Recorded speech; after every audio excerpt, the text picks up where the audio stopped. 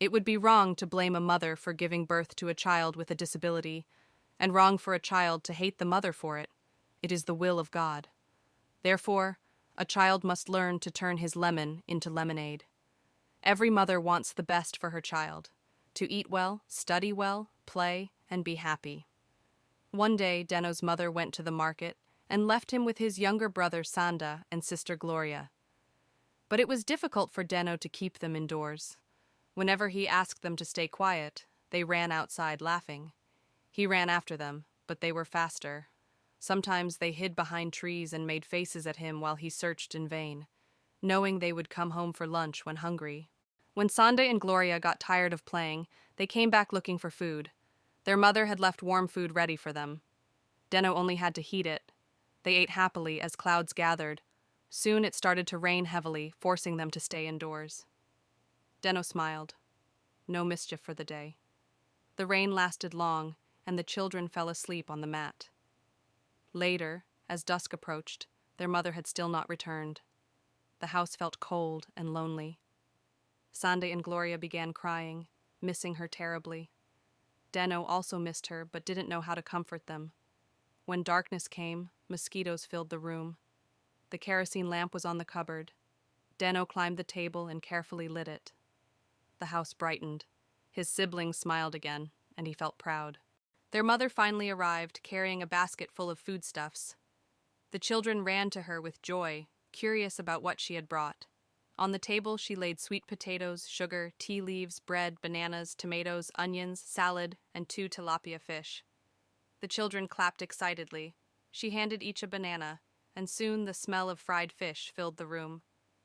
"My son, you are a blessing to me," she said warmly. "Why say that, Mama?" Deno asked.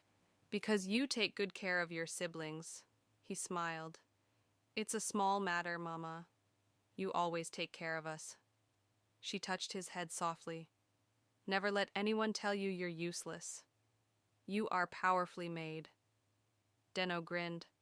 "I can do better than Moti and Tendo."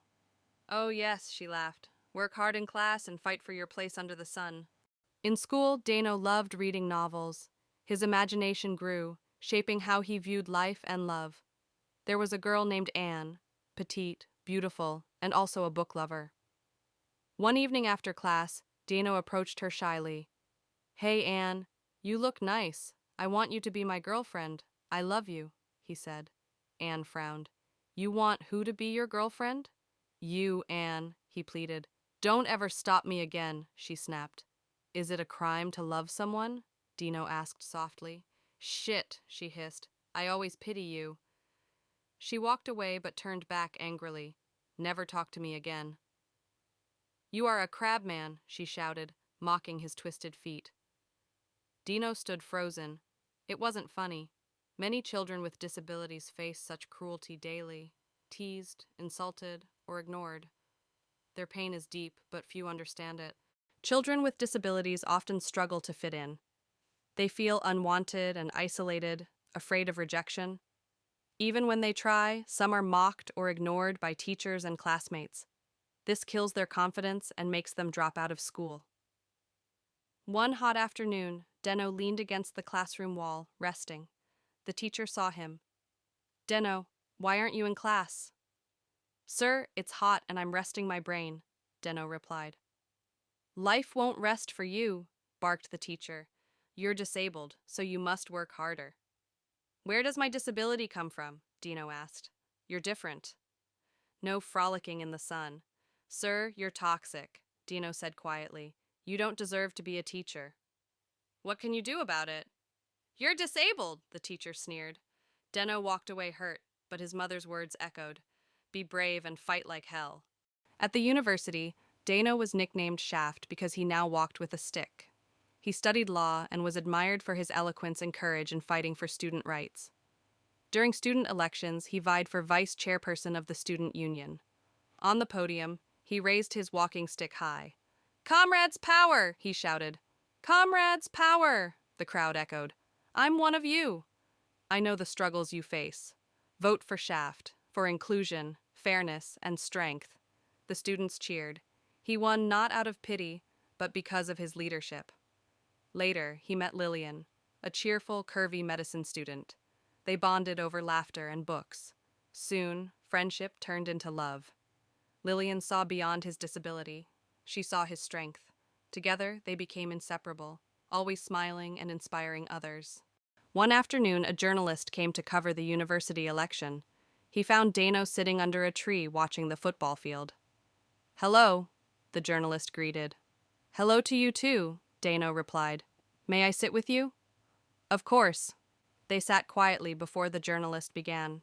"I'm writing about student leaders." "Tell me about your life and struggles." Deno smiled. "First, people with disabilities are often very talented. They just need a chance.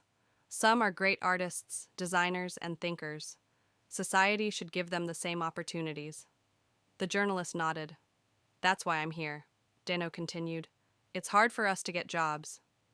Employers judge our bodies before our minds. But God gives gifts to all. We only need open doors." "Where do you see yourself in 5 years?" asked the journalist. "As a lawyer fighting for the rights of the disabled," Deno said proudly. Deno's story reminds us that disability is not inability. With love, belief, and courage, anyone can shine.